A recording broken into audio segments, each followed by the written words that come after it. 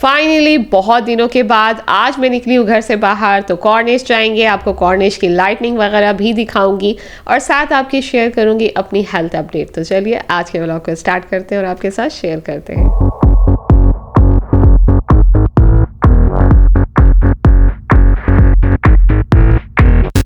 अस्सलाम वालेकुम and hello everyone, कैसे हैं आप सब। उम्मीद करती हूँ आप सब खैर आफियत से होंगे और आप सबकी दुआओं के साथ मैं भी खैरियत से हूँ। Welcome back to my channel. अगर आपसे बिना झूठ बोले सही बात कहूँ, सच कहूँ, तो बहुत ज़्यादा दुख हो रहा है आज का व्लॉग स्टार्ट करते हुए, क्योंकि बिल्कुल उस तरह से स्टार्ट नहीं कर पा रही। लेकिन फिर भी अल्हम्दुलिल्लाह अल्लाह ताला का शुक्र अदा करती हूँ कि इतनी तो तबीयत बेहतर है कि आपसे बात कर रही हूँ, आपके साथ एक व्लॉग शेयर कर रही हूँ। वरना कुछ दिन पहले एक माइंड सेट भी इस तरह की पोजीशन में नहीं था कि मेरा कुछ करने का दिल करे। इवन कि मैं अपनी हेल्थ को लेकर भी थोड़ा बहुत ज़्यादा परेशान भी थी और उसको एक्सेप्ट करते हुए अपनी हेल्थ कंडीशन को मुझे 3-4 दिन भी लग गए और अभी भी टाइम लग रहा है, क्योंकि हर आए दिन मैं जब ये सोच के उठती हूँ कि आज मैं बेहतर फ़ील करूँगी, लेकिन मैं वैसा सेम टू सेम ही फ़ील कर रही होती हूँ। तो आगे मैं आपके साथ अपना हेल्थ को लेकर सारी चीज़ें शेयर करती जाऊंगी, लेकिन मैं स्टार्टिंग आपके साथ चलें शेयर करके बताती हूँ कि हस्बैंड मुझे कह रहे थे कल के चलो थोड़ा आपको ना मैं कार पे ही लेकर चलता हूँ, थोड़ा चक्कर लगाता हूँ। मैंने कहा कि नहीं, मुझे नहीं जाना, बिल्कुल मेरा घर से बाहर निकलने का दिल नहीं करता है, क्योंकि आप रिलैक्स होते हैं तो आपका बाहर जाने का दिल करता है।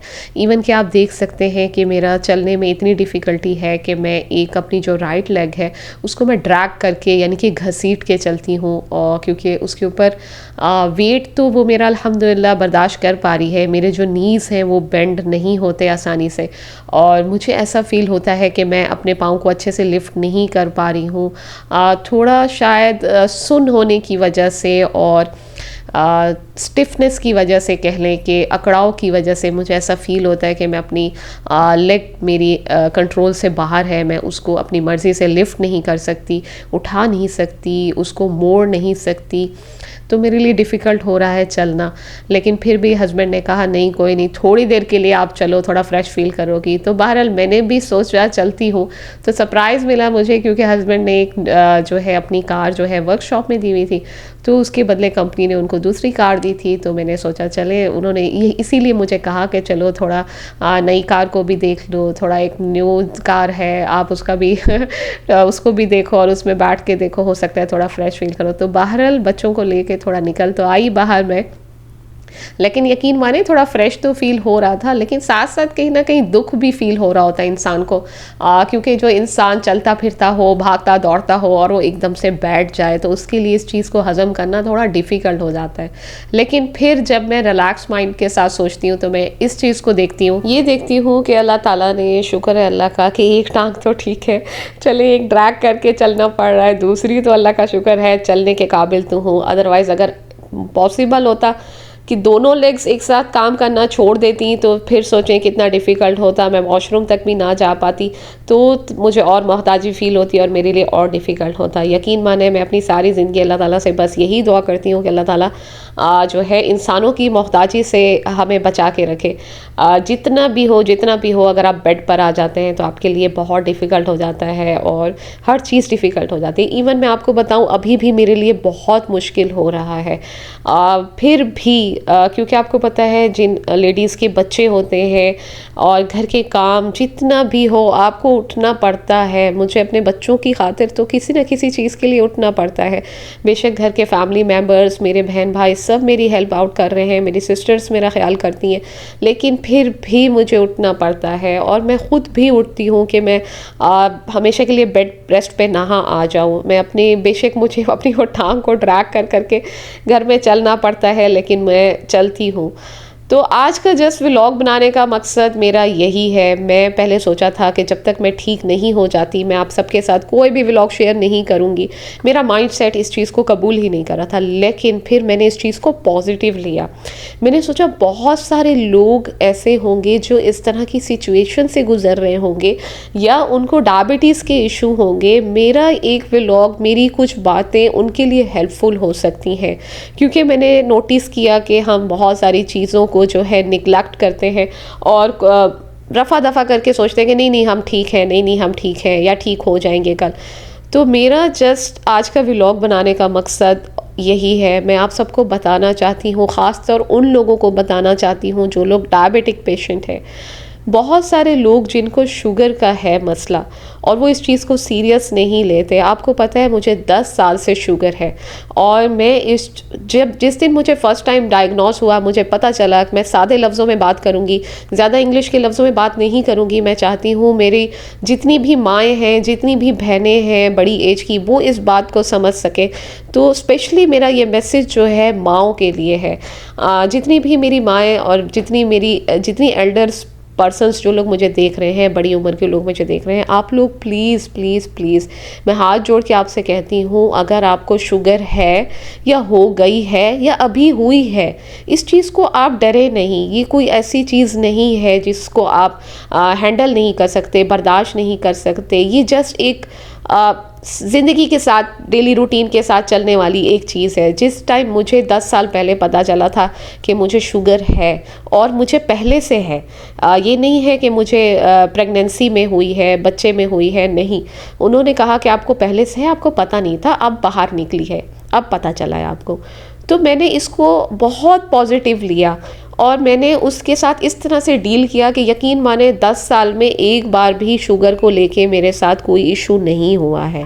तो अपनी शुगर को लेके आप डॉक्टर के पास जाएं, डॉक्टर आपको टैबलेट्स देते हैं या इंसुलिन देते हैं, आप उसका प्रॉपर उस तरह से ले अपना, जो डॉक्टर ने आपको बताया है कि इतना लेना है। किसी चीज़ से ना डरें। मैं 10 साल से इंसुलिन पर हूँ, मुझे आज तक डर नहीं लगा। इंसुलिन सेफ़ चीज़ है, ये नहीं है इससे आपको कोई साइड इफ़ेक्ट होता है या कुछ भी। डॉक्टर जिस तरह से कहता है उस तरह से चलने की कोशिश करें, क्योंकि यही चीज़ आपको ठीक रख सकती है। 10 साल मैंने इस तरह खेलते हुए गुजार दिए, मुझे आज तक नहीं लगा कि मुझे शुगर की वजह से कुछ हो रहा है। अब जाके इतना ख़याल रखने के बाद, अपने खाने का ख़याल रखना, अपना वॉक का, एक्सरसाइज, सारी चीज़ों का मैं ख़याल रखती हूँ। मेरी हेल्थ आपके सामने है, मैं कितना वीक पर्सन हूँ, ना मैं हेल्दी हूँ ना कुछ, जो मुझे आज तकलीफ़ से गुज़रना पड़ रहा है। डॉक्टर्स मुझे देखते ही, डायबिटीज़ को देखते ही वो मुझे कहते हैं आपको डायबिटीज़ न्यूरोपैथी हो गई है, यानी शुगर की वजह से आपको अब नसों का मसला हो चुका है। आपको जो खून है आपकी नसों से ठीक तरीके से नहीं चल पा रहा, वो नहीं बॉडी तक पूरी गुज़र पा रहा, जिसकी वजह से आपको आज ये चलने में मुश्किल हो रही है। मैं आपको बताती हूँ कि मुझे शुरुआत कहाँ से हुई थी। मुझे शुरुआत हुई थी कि चलते हुए मुझे अचानक से इलेक्ट्रिक शॉक लगने लगा था दोनों टांगों में एक साथ, और मैं चलते हुए कुछ सेकंड के लिए रुक जाती थी और वो कुछ सेकंड बाद वो ख़त्म हो जाता था। 3 महीने पहले की ये बात है। जब मैंने डॉक्टर को दिखाया, उन्होंने कहा कोई मसला नहीं है, आप B12 की मेडिसिन लेती रहो, इंशाल्लाह नहीं होगा, अभी आपकी एज कम है। लेकिन वो ठीक भी हो चुका था, लेकिन लास्ट 1-2 हफ्ता पहले वो ज़्यादा होने पड़ गया और मेरी बैक में दर्द होने पड़ गया। दर्द भी मेरा ख़त्म हो चुका था, अभी भी मुझे दर्द कहीं नहीं है, सिर्फ मेरी बॉडी में एक अकड़ाव है, एक खिंचाव है और लगता है कि मेरा जो मसल है अंदर से वो जम चुका है। तो इसी वजह से मेरा वॉकिंग, एक साइड पे जो है चलना, वो मुश्किल हो रहा है। तो बहरहाल अपनी हेल्थ का ख़याल रखें, अपनी सेहत का ख़याल रखें। सेहत है तो सब कुछ है। मैं भी अभी मैं अपना 10% रखती थी, तो अभी मैंने 20% मोर रखना शुरू कर दिया है। मैंने अपनी डाइट प्रॉपर कर ली है, सारा कुछ कर लिया है, ताकि मेरी डायबिटीज़ को लेके कुछ इशू ना हो मेरी लाइफ में। तो आप भी अपना ख्याल करिए, क्योंकि अगर आप अपना ख्याल रखेंगे तो आपकी सेहत अच्छी रहेगी, वरना आपको बहुत सारी चीज़ों का सामना करना पड़ सकता है। चलें वापस आते हैं अपने व्लॉग की तरफ। अच्छा, हस्बैंड मुझे खाली अजीज़िया का चक्कर ही लगवा रहे थे। मैं बाहर निकली तो फिर थोड़ा हवा अच्छी थी, दिल करने लग गया कि चलें। मैंने कहा चलें थोड़ा कॉर्निश ही चलते हैं, लाइटिंग वगैरह देख के शायद मुझे थोड़ा अच्छा फील हो। तो उन्होंने कहा कोई मसला नहीं है, वहाँ भी चलते हैं। मुझे पता था मैं वॉक तो कर नहीं पाऊँगी, क्योंकि मेरे लिए बहुत मुश्किल हो रहा है वॉक करना। मैं जस्ट घर में ही उतना ही वॉक कर पा रही हूँ। तो मैंने कहा कोई बात नहीं, जस्ट कार में रहेंगे, फिर कार से ही वापस चलें, घर आ जाएंगे। तो बहरहाल जब हम निकल गए, आते हुए तो हमें कोई रश नहीं मिला, और माशाल्लाह यहाँ जब हम पहुँचे, लाइटनिंग देख के भी एक जो है रिफ़्रेश सा फील होने लग गया, और थोड़ा जितनी भी टेंशन्स वगैरह थी, थोड़ा एक रिलैक्सेशन सा फील होने लग गया। और यकीन माने जब मैं वहाँ निकली और बाहर निकली, जब मैंने लोगों को देखा, एक छोटा सा बच्चा था 9-10 साल का, मैंने देखा कि वो भी व्हील चेयर पर बैठा हुआ था। मैंने सोचा ये, और वो इतना पॉजिटिव ले रहा था अपने उस व्हीलचेयर पे बैठी हुई पोजीशन को, उसके फ्रैक्चर था आई थिंक, कुछ था इस तरह से, वो अपनी व्हीलचेयर को दौड़ा दौड़ा के खेल रहा था। मैंने कहा मैं ऐसे ही घर बैठ के रो रही हूँ कि मुझे कुछ हो गया है, और इसको देखो ये माशाल्लाह से अपनी लाइफ को एंजॉय कर रहा है इस हाल में भी। तो हर हाल में अपनी लाइफ को एंजॉय करना चाहिए, ये मैंने वहाँ जाके सीखा। शायद मैं घर बैठे रहती तो मुझे फील ना होता। और जब मैंने देखा कि जितने भी बड़े बूढ़े लोग थे माशाल्लाह से, किसी के हाथ में लाठी थी, कोई व्हील चेयर पे था, मैंने हस्बैंड से कहा बस मेरी भी यही एज आ गई है। तो हंसी भी आ रही थी और खुद पे कि बस अब मैं भी इन जैसी हो गई हूँ। क्योंकि आपको पता है कॉर्निश वगैरह पे ज़्यादातर बड़ी उम्र के लोग आते हैं रिफ़्रेश फील करने के लिए। अभी देखिए मैं जब कार में बैठी हूँ तो मेरे पाँव फिर से सुन्न होने पड़ गए, क्योंकि मुझे हर टाइम ना थोड़ी थोड़ी देर बाद बैठ के अपने पाँव को हिलाना पड़ता है, फिंगर्स को बेंड करना पड़ता है, एक्सरसाइज करनी पड़ती है, फिर जाके मुझे थोड़ा सा अच्छा फील होता है। वरना मुझे ऐसा लगता है कि मेरी टांगें जमती जा रही हैं और अकड़ रही हैं बिल्कुल। तो बहरहाल मैंने हस्बैंड से कहा चले थोड़ा सा नीचे उतरते हैं, पानी को भी देखते हैं। तो थोड़ा सा ही मैं जस्ट चल के गई कार से, थोड़ा सा जितना मैं चल सकती थी, तो और पानी को देखा और लोगों को बैठे हुए देखा। यकीन माने थोड़ा अच्छा लग रहा था, फ्रेश लग रहा था, और ऐसा लग रहा, वरना घर में बैठ के मुझे लग रहा था कि नहीं अब मैं कहीं नहीं जा पाऊँगी, बस यही मेरी लाइफ है और कभी ठीक नहीं हो सकती। फिर मैंने ख़ुद को ना हर आए दिन मैं अपने दिमाग को एक पॉजिटिव चीज़ सिखाती हूँ कि जब भी मुझे तबीयत ख़राब हो जाती है और उठना मुश्किल होता है, ख़ुद को बताती हूँ कि नहीं ये एक लाइफ का फेस है, ये गुजर जाएगा, इसको पॉजिटिव लेना चाहिए और दूसरे लोगों को भी बताना चाहिए कि अगर आप पर इस तरह का बुरा वक्त आ जाए तो आप घबराएं नहीं, उसको पॉजिटिव लें और उस चीज़ से बाहर निकलने की कोशिश करें, जिस तरह से अल्हम्दुलिल्लाह मैं कर रही हूँ।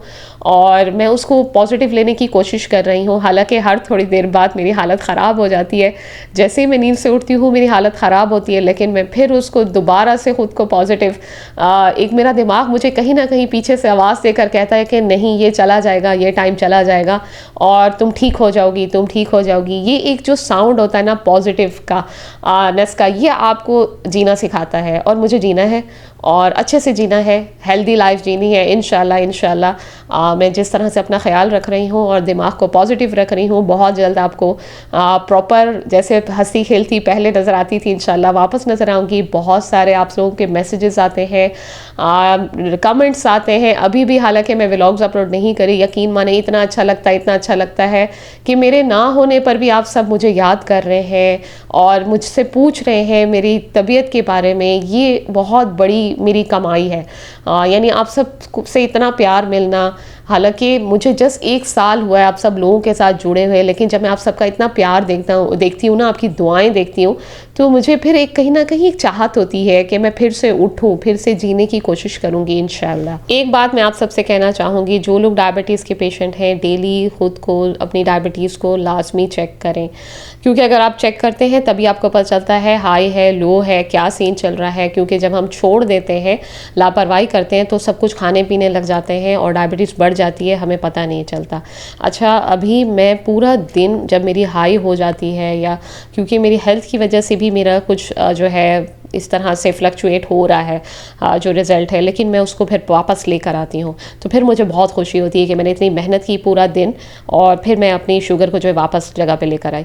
तो बहरहाल अभी मैं एक और चीज़ आपको दिखाना चाहती हूँ। मैंने न्यू ग्लूकोमीटर जब बाय किया था तो उसके साथ ना मुझे ये पिन आई थी। अच्छा, वैसे नॉर्मली जब जो पिन दी जाती है जिससे आपका जो है उसके बाद आप जो है अपना ब्लड वगैरह उसको रिजल्ट के लिए चेक कर सकते हैं, वो पहले और तरह की होती थी। तो अभी मुझे जो न्यू मिला ना, ये मैंने कब से रखा हुआ था, मुझे पता नहीं था यूज़ कैसे होता है। अब जाके मुझे पता चला ये कितनी काम की है, छोटी छोटी पिन्स उन्होंने दी हैं।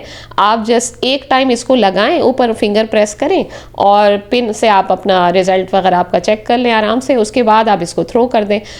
तो जी ये जो है ना न्यू आई हुई है, वरना पहले इस शक्ल में मिलती थी और हम इसको जो है इसमें लगाते थे, पेन में लगाते थे और फिर जो है अपना चेक करते थे। और डाइट आप मेरी चेक कर सकते हैं। अच्छा, सबसे ज़रूरी चीज़ आजकल जो मैं ले रही हूँ वो जो है मेरा फाइबर है। फाइबर की वजह से मैं सैलड वगैरह प्रॉपर ले रही हूँ, जो मैं पहले नहीं लिया करती थी।